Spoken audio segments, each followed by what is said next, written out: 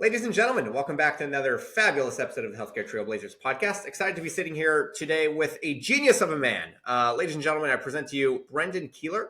Brendan has an incredibly fascinating career path thus far, and currently finds himself as the head of product over at FlexBub, which we can get into exactly what that is. But Brendan is really a force of knowledge around. I think you're known as the healthcare API guy. I know you've got a newsletter around it. And so the whole, data access and interoperability around healthcare, Brendan has a ton of knowledge around. And so Brendan, thank you for joining us today. I'm excited. Yeah, you're too kind, and yeah, thanks for having me on. Pleasure. So let's start at Epic. Let's start there. I know you've worked at like 1,400 different places, and it's all fascinating. Let's start at Epic because you were there for quite a while. How did you get involved? I mean, what was kind of your position there? What was some of the work, and how did you maybe even take a step back? How did you get involved in interoperability and data, and why did that interest you? Yeah, so I would like to say it's by design. That's not true. I fell ass backwards into it. I needed a job right out of college, and a bunch of friends were like, "Hey, come work for Epic." And I was like, "Is that a gaming company? I think it's a gaming company." And no, it's a healthcare EHR. It's up in Madison. So I went up there, and they said to me, "You know what? Computer engineer, we're gonna hire you. You're gonna be in a basement in Madison, Wisconsin, Verona actually, which is a town next to it. You're gonna be pounding away at the keyboard in like an ancient programming language because Epic is they do everything their own way. And so mumps is the programming language, M. I'm like, I don't want to do that. Like that sounds terrible. That sounds miserable to be in like the freezing cold in the basement. I'm like, do you have anything that's like a little person forward? And so they said, well, you're technical, but you want to talk to people? You can be EDI. I'm like, sounds great. What is it? And it was electronic data interchange. And so Okay. working a bit of implementation, a bit of support, and some coding to help new customers use Epic, who are they've chosen Epic or they're live on Epic, connect all their other systems. Because after someone chooses Epic, they get rid of a lot of systems because Epic, like their whole promise is like one big EHR that's integrated. But you still need other things. You need a lab system, a picture archiving system, patient engagement, like you name it. There's usually about 50 to 100, 200, little systems that orbit Epic and need to be connected. They need to be integrated. And so, yeah, that was my job. And I got to travel first in the US to Wellstar and CHI Omaha and these places and help them integrate all those systems as part of implementations. And then got to go abroad. I got to live in the Netherlands for 4 years and do that in Dutch. So not only technical standards for integration, but Dutch technical standards. And so, yeah, fun time, really hard work, but a great way to learn healthcare. Yeah, so that's fascinating. So let's, Epic has kind of its reputation precedes it. Once you get past that,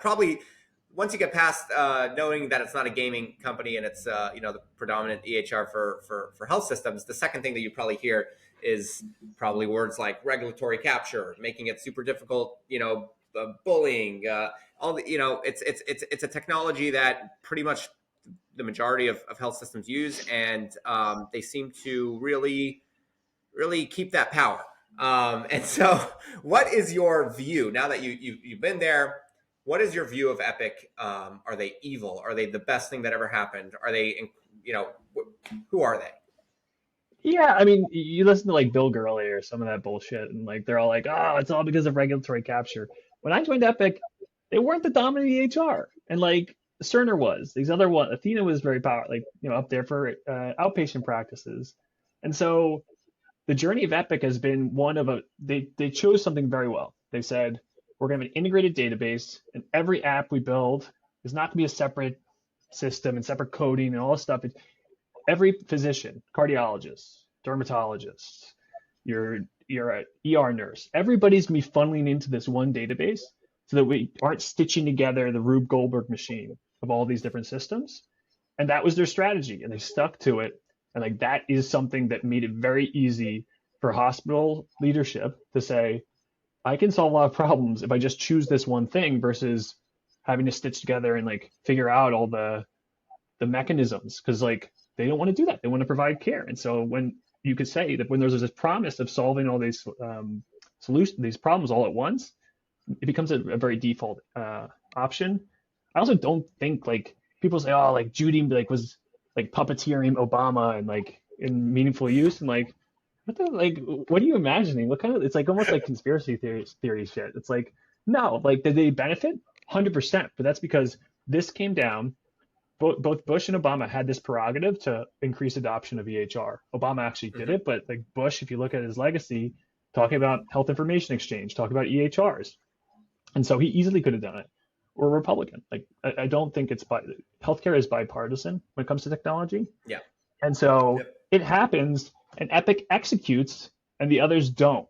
And so you need to stay compliant and you go to the one that's executed can keep you compliant. And like if you look at other EHRs that struggled or were laggard, that's their fault. And so like Epic's out execution through the 2010s, that's what got them to where they are. And now they're dominant. Now they're 60% of acute, right? And like if you're changing your EHR, you're probably not going to Cerner or Oracle. Like it's like just not like the right choice for most places. A few do, but like either you're gonna go to Meditech because like Meditech Expanse is like new and modern as far as they go, or you're gonna go to because you're a rural provider for Epic where Epic is too expensive, or you're gonna choose Epic because Epic has this big network effect of other hospitals on it. So the communication between all the Epic hospitals works really well, and also there's just like a paucity of choices that actually are viable for inpatient EHRs. Outpatient EHRs, okay, there's plenty of other smaller, more specialized EHRs you can get away with if you're a single doc practice. But yeah, so Epic is there because of that. Are they good or bad? I think they're good. Like I think they're good in the sense that like they're the best available option. I don't think the people that kind of the digital health innovators and things that like talk a lot about this shit. They're mad because they get beat by Epic because they don't offer a 10x advantage over the incumbent, which you need to do in any industry. And so I feel very little remorse, like very little like sadness because most of the time it's not like Epic's pulling all these strings to prevent hospitals. It's that they just don't outcompete the default option of the incumbent. And if you can't do that, you don't have a good enough product. And so I think that's something that a lot of digital health people need to like soak into their brain and realize for any industry.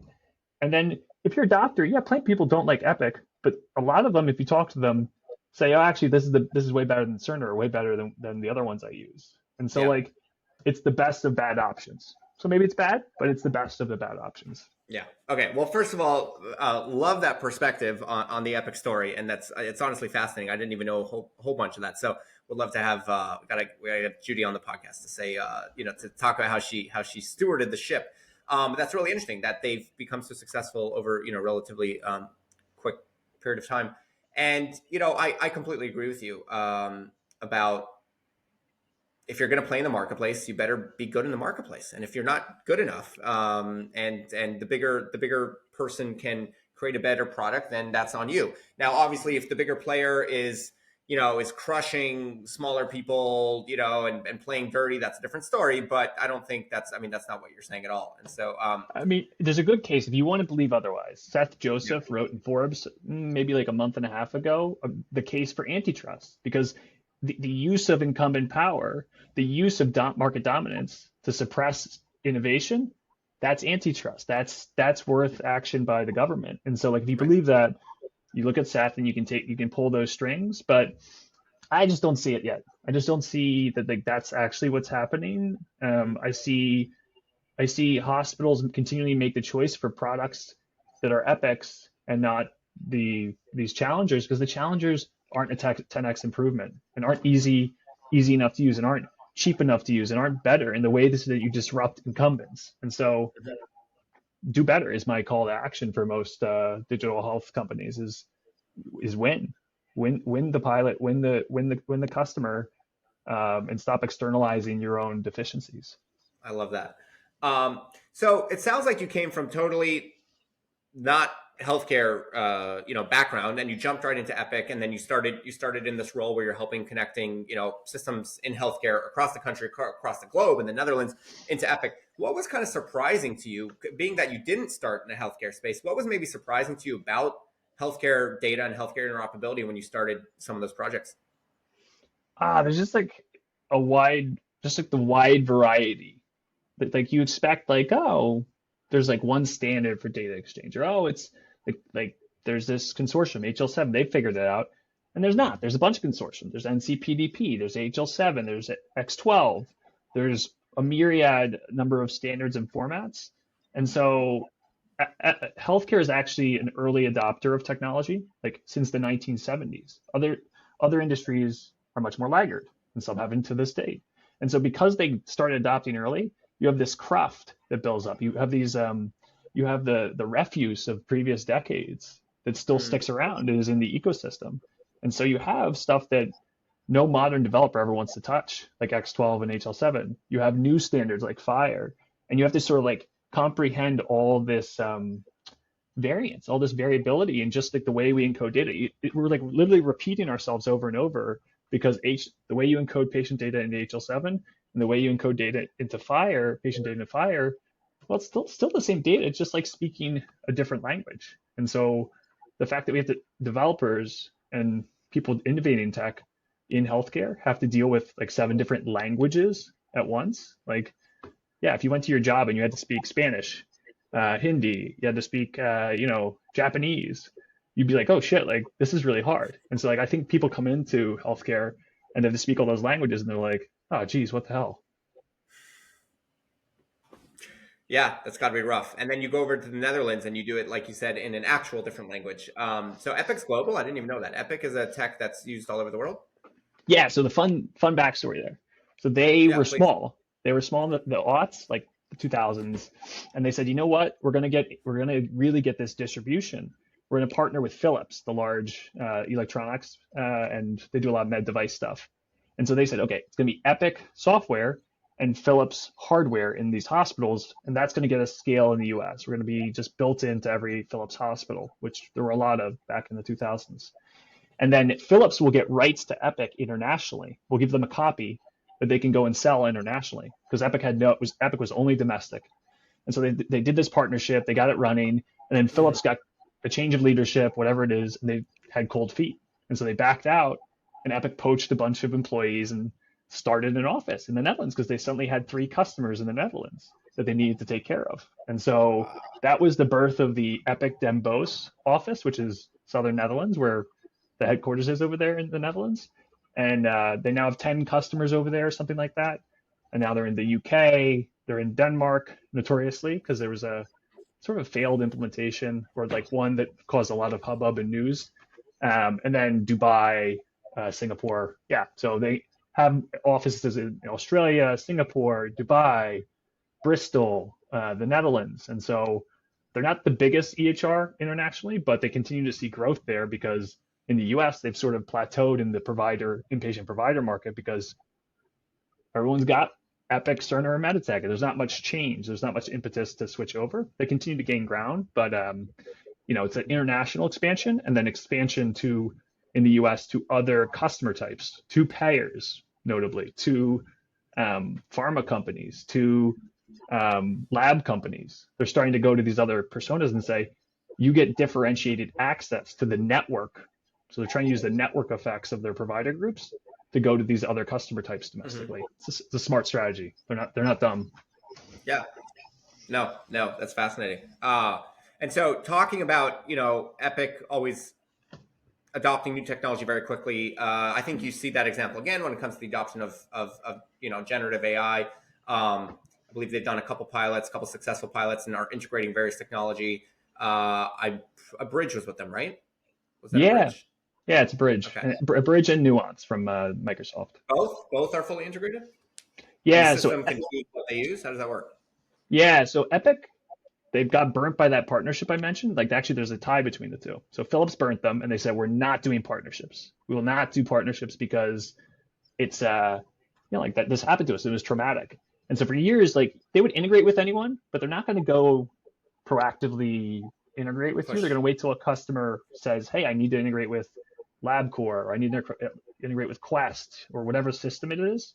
Mhm. And recently they had the App Orchard. So that's for like, it's an API program, just like you might have for Apple and iOS and the developer program. And they start to evolve that, and they launched this vendor services with these different tiers. At the top tier are these partners, are these close partners, these partnerships where Epic is proactively developing with a bridge and with Nuance. They're proactively developing with TalkDesk and with I forget the other one in that class. But for basically like two of every category, they say, okay, we're going to go work with them to develop best in class integrations for shit we don't want to do. We do not want to do clinical AI. There's a lot of liability there. There's going to be a shitload of regulation. So we're going to partner with a bridge. They'll bear the brunt of that. But we're still going to have best in class tooling, because even if we're not developing it. It's a huge mindset shift in the past like 2 years in regards to that, to protect themselves, to make sure that but also to explore like, what does partnership look like? And like, what's interesting is like the quid pro quo there is those companies pay Epic quite a lot. They give equity to Epic. And so that's all new. Like Epic, when I was there, never would have done this shit. And so like to see them take this leap, it's kind of wild. But yeah, Are you impressed, or do you think they're making the right move? Yeah, I mean, it's just interesting, right? Like this is like their culture is like so interesting, so unique. They don't buy, they don't acquire, they'll never be bought. They'll never, everything is built. They don't use like a Salesforce. They built their own CRM. They don't use like a support tool, like well, I forgot what the names of those are, but they built their own internally, all in the same sort of like hyperspace chassis. The only like external tools that they used while I was there was like email from Microsoft and like Microsoft Word and like those things. But like everything else, homegrown internally. So to see them sort of like say, hey, wait, maybe we're gonna go partner. And you know what? We're gonna take equity in other companies. Like, holy shit, what? Like that's someone really went up to the food chain, said to Judy, hey, here's what we're doing, and convinced her. And like it's cool to see an old dog learn new tricks. Will it work? I think a bridge is really good. I think Nuance is really good. We'll just see if customers are happy and they could continue to say good things about Epic's use of AI. But props to them for taking that leap and also making those choices quickly to adopt AI. Yeah. So, here's something that I've been curious about, and I've pontificated on and discussed back and forth with multiple stakeholders, and I'd love to get your thoughts on. So it's kind of drilling into this a little bit, and I don't know if it's your area of discussion, but something tells me you have an opinion. So they've partnered with Epic and with Nuance and a bridge, right? And there's literally, I feel like every day I see another another note taking company, another soap note company pop up. There's so many of them at this point. So let's start here. I don't even understand a bridge, to be honest, because I don't see how Nuance, which is owned by Microsoft for $20 billion, and then Microsoft also has, ChatGPT and OpenAI and that whole partnership going on. I don't see how this tiny company, which was a tiny company a year ago, have even a shot at this. And the next thing you know, you blink twice, they're valued at, they do valuation of $850 million, and they're doing these partnerships with Epic. But then even then, you've got this, a Nabla Copilot. I don't know if you've seen that one. You've got this one, Nabla. You've got the most fascinating one to me is a company called DeepScribe, because I think they've been around the longest and they seem to have totally lost the race. In fact, if you search a bridge, they are buying the crap out of those keywords, and the first ad that will pop up is DeepScribe. So, what is your so given that Epic, which is the largest one, has chosen to partner with these two, first of all, like, is there any chance at some sort of differentiator with these other companies? Like, I don't know why they're around. I don't know what kind of differentiators they have, but I'm equally curious. I don't even know what a bridge has a differentiator on Nuance. So it's like so interesting to see these different companies pop up, and like it's kind of like, do you even have a future? I don't get it. I don't get. I mean, everyone likes to imagine like winner take all. I don't think most markets are built that way. I think there's different price points. I think there's different feature sets, and so like Nuance is very expensive and like heavyweight. A bridge is more lightweight and like potentially cheaper. I don't know that's true, but like I feel like it is. And like you'll see that spectrum play out across all of generative AI. We saw it with patient engagement. We see it with other tools. And so I expect sort of a fragmented market. I don't see winner take all dynamics because I think they're really rare. Like VCs really, really love winner take all. Like they always call me, they're like, oh, well, like who's going to win? And I'm like, there's going to be many winners. Like, and I think for this, there's space in the market for multiple players. I do think a Bridge and Nuance have the reason they're valued, like what they are, a Bridge, is because VC said, wait, they have this differentiated partnership that cannot be replicated by Nabla. Nabla can tail them and use the same APIs that they develop, but like they'll always be a little behind, is what the outcome is. Because And why? so Explain that a little bit. because the top tier that is only like for a specific use case is only two companies at a time. So it's the Bridge and Nuance, and it's TalkDesk and whoever for the like whatever telephony type of stuff they do or whatever their classification is.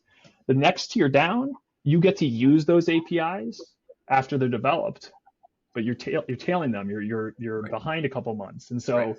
I think VCs just looked at it and said, "Oh wait, Bridge has this continued head start so long as they're in this position, which will allow Yeah. them to get to a market dominance or entrenchment that will make them hard to. They're going to be a player. That's like a good bet, but I still think people like maybe Nabla is like cheaper or easier to like more lightweight to install or like other differentiators, and they can win Right. like the rural market or like another smaller classification within that ecosystem, or maybe they go outside the Epic like sphere and they go hard after Cerner, and so like Yeah. there's ways to compete, and I think that we'll see continued competition in this space because we're so early. Yeah. All right. Good take. All right. So let's we could dwell here for 6 hours, but let's move on a little bit because speaking of integrating with Epic and with various EHRs. So I know you spent some good time at a company called Redox, and so maybe talk a little bit about that and kind of this next step where you've got these kind of middleware companies that are built to kind of have people integrate with them, and then they build all these integrations. So how was that? How was that experience? Yeah, I mean, I left the Netherlands. I did a sabbatical with Epic, and I did my wife's sabbatical because she was working at Epic at the time. And so we traveled, Nice.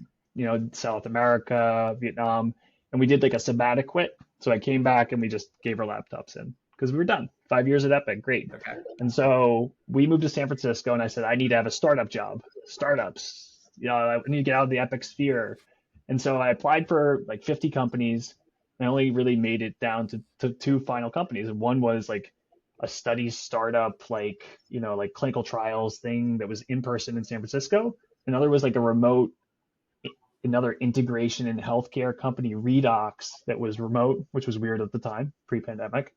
It wasn't in person. And I was like, what do I do? And I chose Redox, and I'm glad I did because the study startup got bought by Oracle like a week after I would have started, and I would have been working for Oracle. It's not my dream job. And so Redux is awesome. Redux is the other side of the equation. So I helped apps connect to Epic while at Epic. And then I would say, you hospital need to connect to some lab system. Well, at Redux, they would sell to the apps and say, you have to deal with connecting to Epic, Athena, Cerner, and 88 other EHRs that all use disparate ways of connecting. Let's make that easy. And so Redux made it easy and continues to make it easy for apps to connect and integrate across a wide variety of EHRs. They normalize the experience. And so they've gotten more expensive. They've changed since I left, but I think there's still a good solution with a network and like all these pre-built adapters and things that make them the right choice for some apps looking to connect to health systems. Yeah, cool. So let's get to what you're obviously passionate about now. So you're head of product at FlexBub. What's the name there, by the way? What does the name mean? Yeah, it's flexible payer access. It started as flexible patient access because we allow for patients to permission access to their claims data from their payer. And so much like you might link your bank account, like you go in, you type in your username and password and say, here's some financial app. You can see my transactions and things.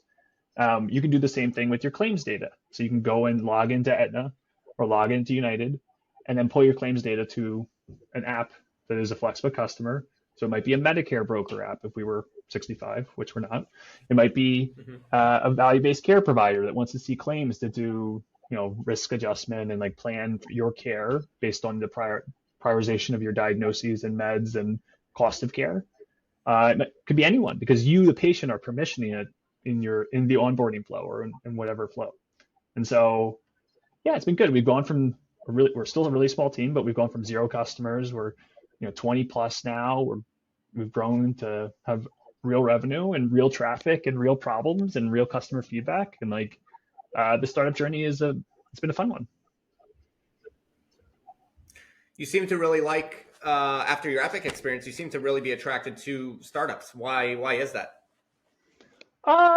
Epic was awesome in terms of getting to live abroad, learning healthcare, really close friends, and I have a wife and kid, I guess, as a result of Epic in some roundabout way. But it was hard. It was hard enterprise work. And I said, you know what? Let me try a small company just because small companies can they move fast. They're innovative. You're able to wear a lot of hats and do a lot of things. So when I was in the Netherlands, the office was much smaller over there than Verona, and so Hmm. it felt startup-y, right? It felt scrappy. You wear a lot of hats, and so like I was like, I kind of like that feeling, and maybe I'll just go work at a startup. Um, and yeah, that's what you get. You get the ability to, and not just the ability, but like have to do many things. You have to be sales oriented. You have to be marketing oriented. You have to figure out operational things and technical things. And if you're not, then if you're not really like somewhat of a generalist and jack of all trades, you can work at a startup, but like you, the ability to like slide into other roles or at least have empathy towards other roles, yeah, is one of the advantages. And the disadvantages is chaos, the uncertainty. Uh, will we raise again? Will we find product market fit? Do we know do we know what it looks like in a year? What even my role looks like in a year? And so there's different. That's not a feeling for everyone. Yeah. Well, let's dig into to fundraising for a second because it's something that's been a recent kind of sub interest of the podcast in general. What's your take around framework to taking money, not taking money, get on that treadmill? The more you look at it, the more it seems like it quickly becomes a full-time job. And the second you take that first dollar, you're on an inevitable path to just continuously chasing the next check. But on the flip side, if you don't have any gas in your tank, then there's no chance. So what's your take? Yeah, I mean it's just a different market than it was if you like. I think we're back a little bit. Like if you want to raise, you can't. Like people can do it. Like I advise a bunch of companies and they have survived the winter and like are now coming out in the spring and like one just raised in December. So like I think there's more and more VC appetite. Doesn't it changes the equation though of like should you like can you bootstrap? Can you get through like the expectations for growth? We're still in this period where it's like, oh, are they still? Is it 2020? Is it 2021? Is it what do we expect around growth and return? And so I don't know VC's a path I recommend for every company or every idea. I think my experience with fundraising is like supportive. I helped Zeus do it in different ways. I helped FlexBub in different ways, but supportive, not direct. And then on the flip side, like I've done angel investing, I've done scouting for various firms, for Fika Ventures, for Andreessen historically, for a bunch of other ones. And so I've seen some of that side. And yeah, I think like it's sort of the standard tropes you'll hear from people is just like, okay, we're back to something where you have to have proof, you have to have customers, you have to have revenue, you have to have if you have just an idea, unless it's aside from AI, you have just an idea, you're probably not going to get funded. Now, if it's AI, like there's plenty of ways to get money. So like, yeah, like I think my advice would just be like, it is like fundraising a pain in the ass and a huge distraction, right? Like the core things you need to do that aren't always that fun as a small company are fundraise and hire. And like when you choose to do them, your quarter, your 2 quarters, 3 quarters are going to be like, it's going to be massive drains on the things you build. And so, yeah, like efficiency there and like going all in when you're ready, like saying, this is our focus, this is what we are doing, like it really has to be a full-fledged effort, because if you half-ass it, you're going to put this immense drag on your company, whether it's fundraising or hiring, for quarters. Yeah. Yeah. Something that I've noticed personally that's been an interesting realization is it's really difficult as a founder, or even someone that's really in charge of a product. I realize that the version of the product that I see is like, I don't know exactly if it's a year or 2 years or whatever, but it's in the future. And it's not and then life actually takes time to catch up to the way that you see this present reality, and it was so interesting for me to realize. I literally realized that like last week. I was like getting frustrated internally with the things take time, and then I was like, you are seeing something in the future. Bezos famously jokes how he this is obviously on a whole different level, but at Amazon he lived in the future. Because all the things that he was working on, if it was 2015, he was working on a product that was going to see the light of day in 2016, 2017. And I heard him say once how someone once handed him a check to sign, and he signed it for like 3 quarters ahead because his brain was so in that future time that he was living there, and he just signed the check there, which I think is fascinating. But how's that been for you as a head of product? Like, do you experience that as well? And how do you navigate the balance between seeing the future and then getting back to the present? Yeah, I mean, I think of it like there's 2 ways you see the future. One is we're doing something, there's a workflow that we can make way better, and we're projecting that out. So like Redox, people were doing integration, people were doing this digital act, and Redox said, what if we could just make it really seamless, really easy for developers to do this, so they could not spend months doing it, but do it in a day or a week or whatever. And so like that vision is like, take something that exists and imagine it in the better place, in a more digital place, in an easier place. That's one act. The other is the Greenfield Act is like, and FlexBub is largely in the Greenfield Act. People have not had access to claims data. What if they did? What could be built? And so like that can be those sorts of products are kind of challenging, because to pitch to investors, to explain to people, because you're not just saying, hey, you're faxing something, you don't need to fax it anymore because you have this. You're saying there's a net new thing you can do, and you can solve net new problems and create net new businesses. And so like Amazon's a good example with AWS and things like that. But like the greenfield approach it requires an education of the market to the art of the possible, to novelly solve problems that it's easier when they're already, like, we have some use cases at FlexBub that are the replacement. Like today, bill pay apps, if you want to make a bill pay app, you take a PDF and you scan it and you upload it. That's what your consumer experience is like. And so replacing that with FlexBub, they click in, they choose their plan, they type in their username and password, and they can pull it in. People get that because they're saying, oh, here's my old workflow, here's the new one. But if you're going to like certain use cases like a clinical trial, and you're saying here's claims data, and you can suddenly do eligibility and filtering and things like that, you're going to blow their mind, and they're like, what? Like we don't have the equivalent today.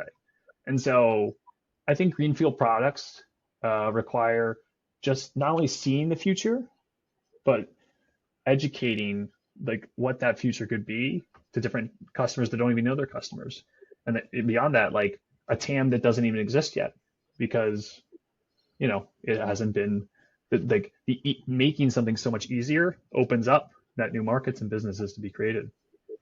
Yeah.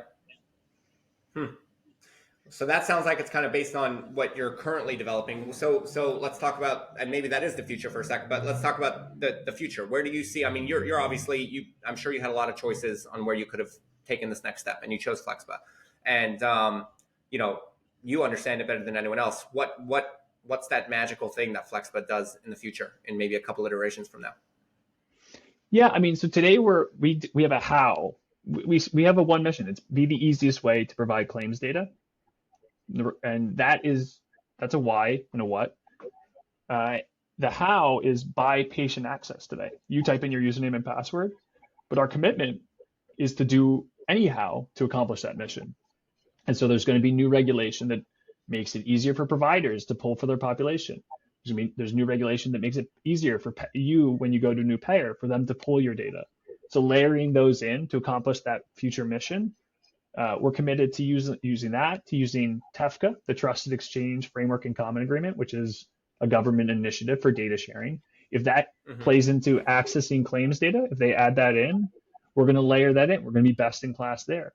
We're agnostic to the how. And so our mission is to continue to make it so that every American, every person can pull their claims data and use it in the application of their choosing, and people can build novel businesses based on that capability. And so with that network and with those different hows, that's where we're headed.